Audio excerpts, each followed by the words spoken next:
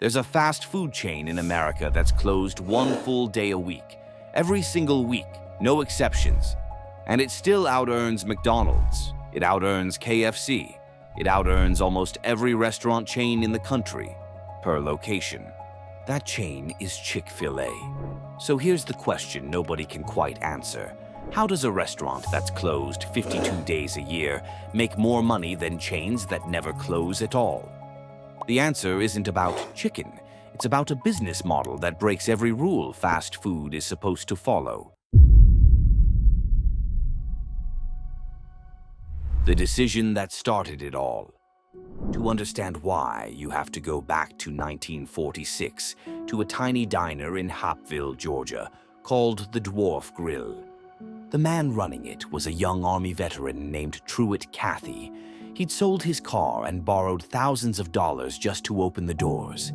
He was working alternating 12-hour shifts 7 days a week, with a loan hanging over his head that he desperately needed to pay off. By the time Sunday rolled around, he was worn out, so he made a decision that made no financial sense at all.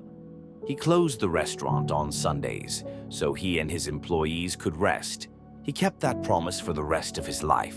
Even as the company grew from one diner into thousands of restaurants, the doors stayed shut every Sunday, no matter how much money was walking past them. That single decision made out of exhaustion and conviction in a struggling diner is still shaping the company today. The numbers don't add up. A single Chick-fil-A restaurant makes about $4.2 million per year, and some more recent estimates put the average even higher, closer to $9 million. Compare that to KFC, which averages around $1.2 million, or McDonald's, which averages closer to $2.8 million. Chick-fil-A isn't just competing, it's lapping the entire industry while being closed every Sunday. So, the real question isn't why Chick-fil-A closes on Sundays.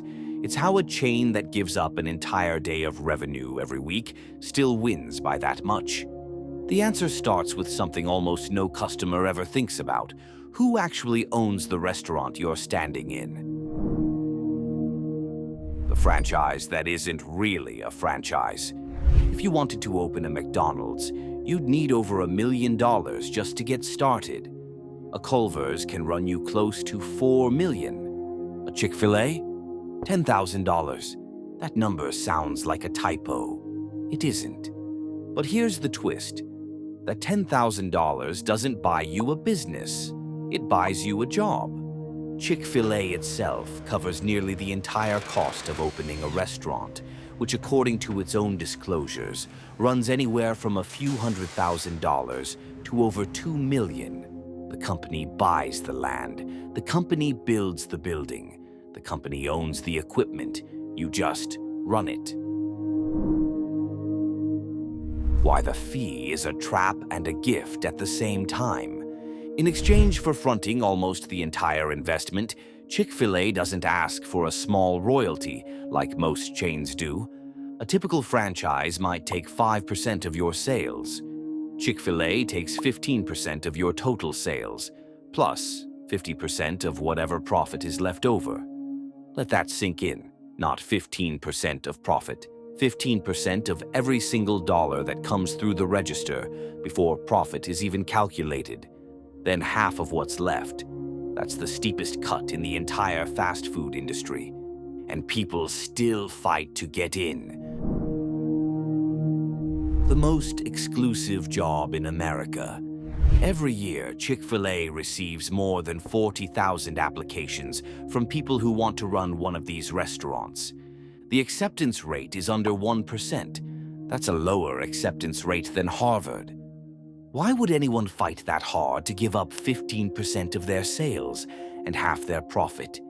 Because operators at high-performing locations doing around $4 million in sales can still take home $200,000 a year or more, without ever having risked a fortune to get there. No $1 million loan, no mortgaged house, just $10,000 and a willingness to work full-time inside the business. For the operator, it's low risk, high reward. For Chick-fil-A, it's the opposite. Total control and the biggest slice of the pie. No equity, no escape.